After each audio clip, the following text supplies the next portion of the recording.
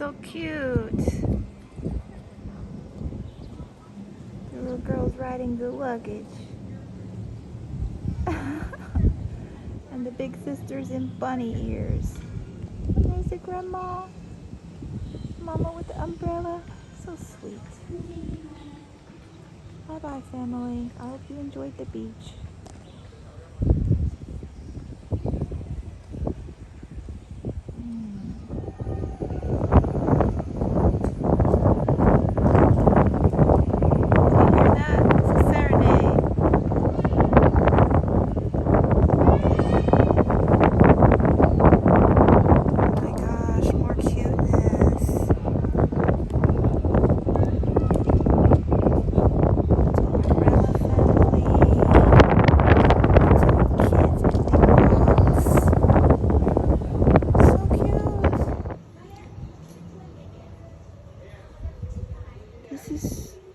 This is just a very entertaining spot in the world.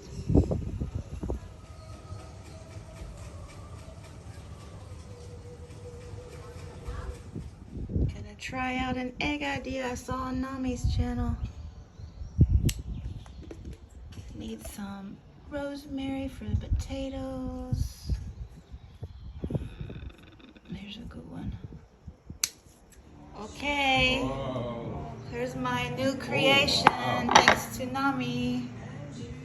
Well, I have made myself a to-do list and I have done 3 things on it, so that's something. 2 o'clock in the afternoon, there's still time. Hello, so I am 100% having a day at home day and it is glorious.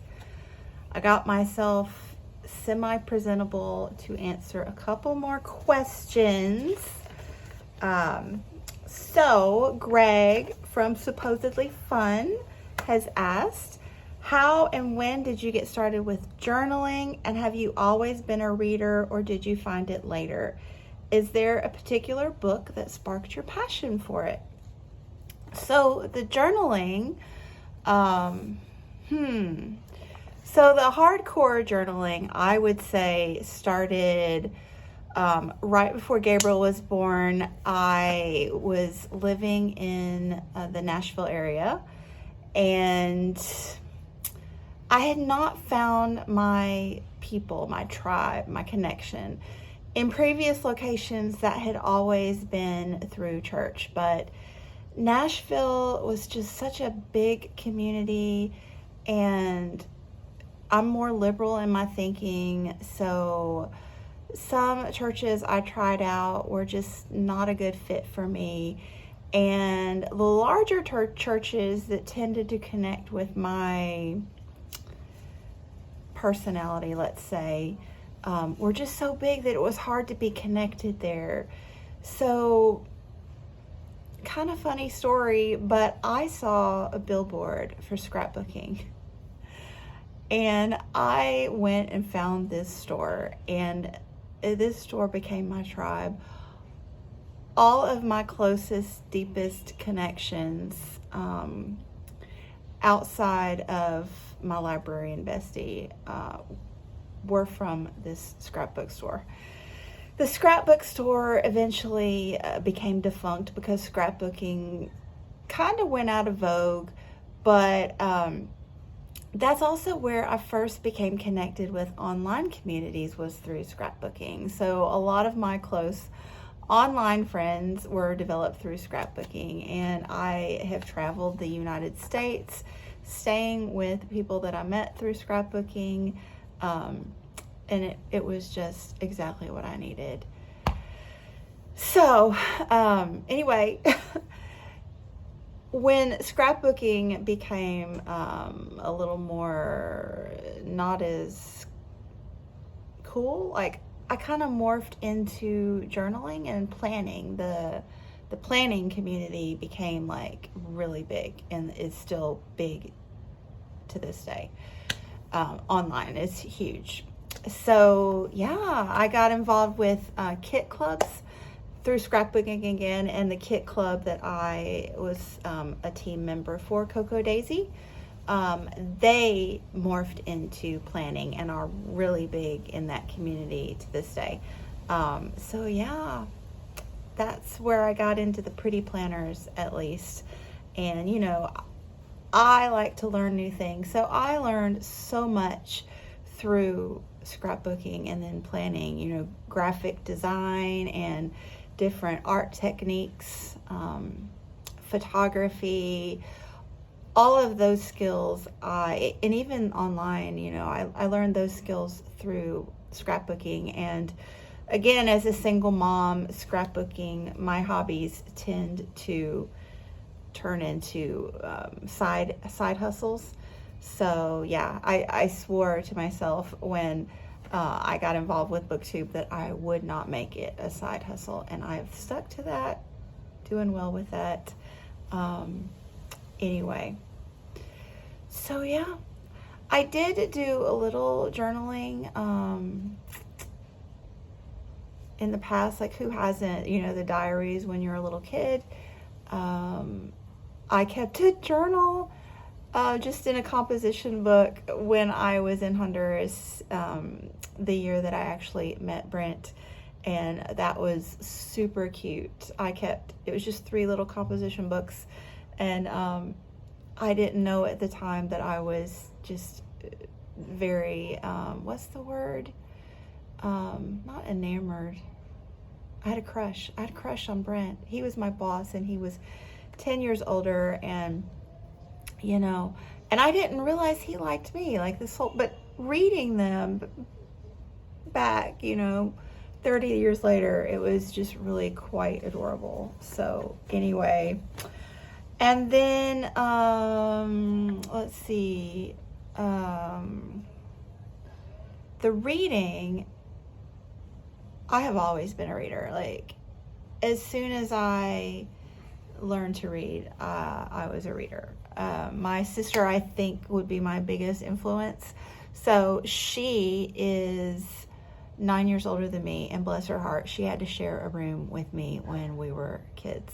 So imagine me, like messy Marvin hoarder, and she is a type A purger, and that's kind of where my weird mishmash of collecting and purging. Britta Bowler calls me a curator, and that's just a nicer term for what I do.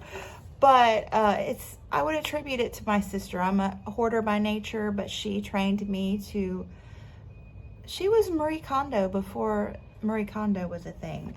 Anyway, she had a book collection on her shelf, so those were the first books I read, and I would say, jumped from learning to read to chapter books fairly immediately in kindergarten, and just pulling from her shelves.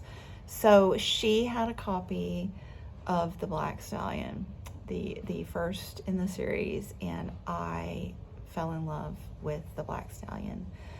So I would say The Black Stallion got me into reading hardcore for sure. But also she had The Borrowers, just incredibly charming. I don't even know how many times I read that series. And also Little Women. So I thought Little Women was a series. So she had Little Women, Little Women, Little Men, Joe's Boys, and Good Wives. So I read all 4 of those multiple times. I think that they might be just one bind up when she originally wrote them. I'm not sure about that. What else? Those are the main ones that come to mind at the moment. But yeah, that's my journaling and reading saga. And then one more to jump in. Sue Jackson says, what a beautiful book journal. Thank you. I made 3 journaling videos this month. So if you haven't seen those and you're interested in that sort of thing, you can check them out down below. And she also says, what are the biggest differences in living in China versus the United States? So the community in China that I'm living in, I already talked about that it's very, like, I would say on par with many communities in the States that are tourist in focus. It's a little beach tourist community.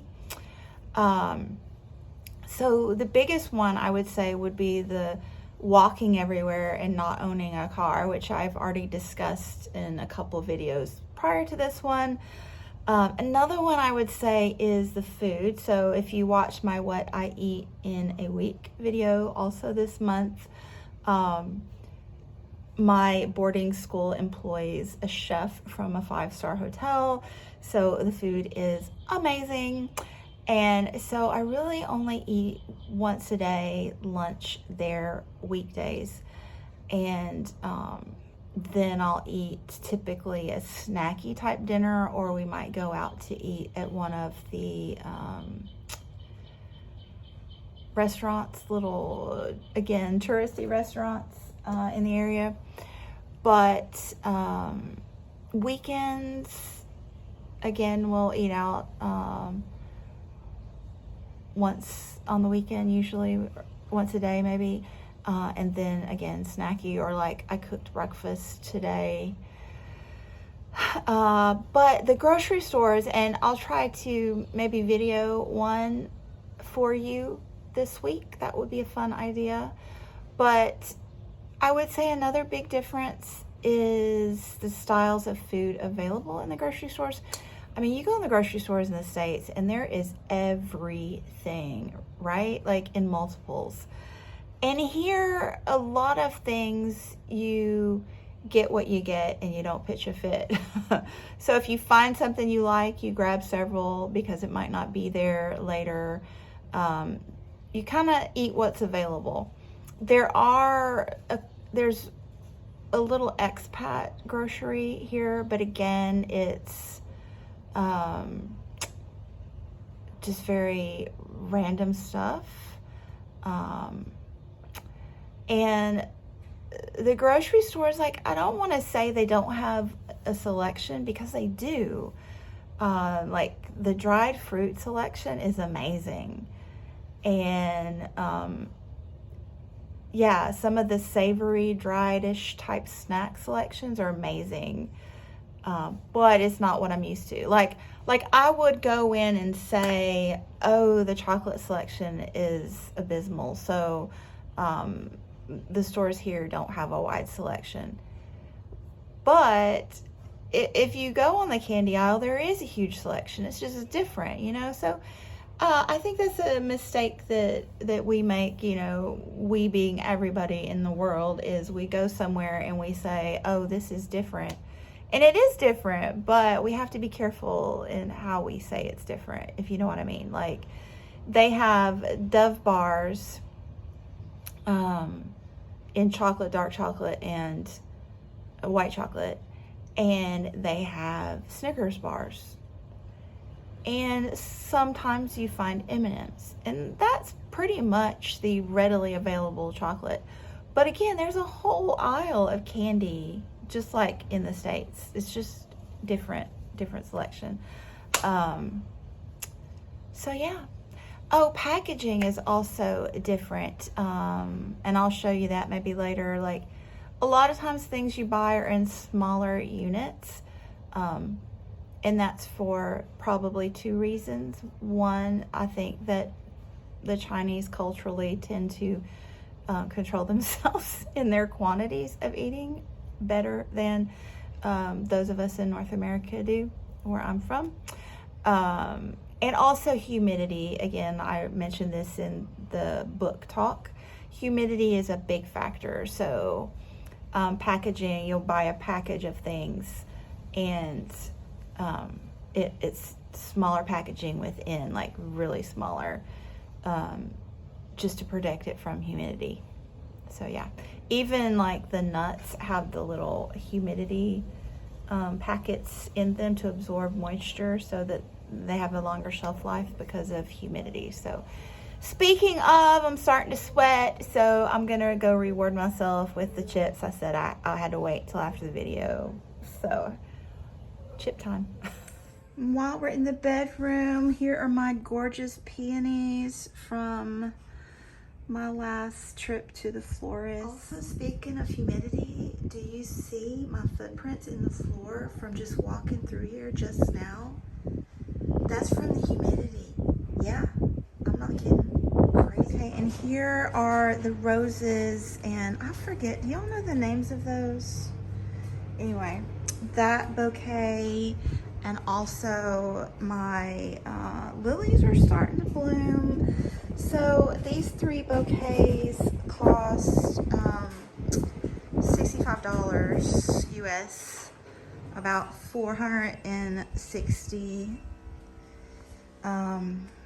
in Chinese currency, which is RMB, or I forget the other ones. Anyway, which is a little pricey, but we don't spend a lot of money on other things, so you know. Anyway, I'm curious how much you think these 3 bouquets would cost in the States. Let me know, or wherever it is you are in the world. Okay, here's one. Isn't that cool? Like, this is the size of a can in the States, and this is here and and I actually prefer this now. This looks weird to me now, so it's funny how your perspective changes so quickly. And while we're here, you want to see some more beverages? So this is a Pepsi somebody brought over. Y'all know I don't drink that. And these are gorgeous. This is a tea brand that's super popular here. And all of the I'm obsessed with packaging. I don't know if you guys are as obsessed with it as I am, but I adore packaging, and these are just brilliant graphics. Absolutely brilliant.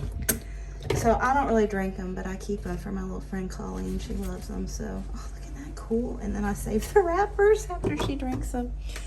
And then up here is the it's not liquor, is it? If it's, maybe it is. It's like wine cooler type things. And I don't drink that very often, alcohol, but this is my favorite. This tastes like a Fanta grape or new grape. When I was a kid, I drank new grape. So these are fabulous. And then there's peach and lime flavored. But I buy these at the fancy grocery in Shenzhen, the big city, because they have cat labels. I know. So I just am basically collecting them because I'm not drinking them. I think this might be rice wine. Yeah, so funny, so funny. But these are really good. These are ciders. You know, I can't drink beer because of gluten allergies, but I love hard cider. So there you go. There's another fun little, this is the boyfriend's AP Bio books that he's reading. I need to tell him that they're due back to the library. Okay, back to my chips, friends. Thanks for hanging out with me.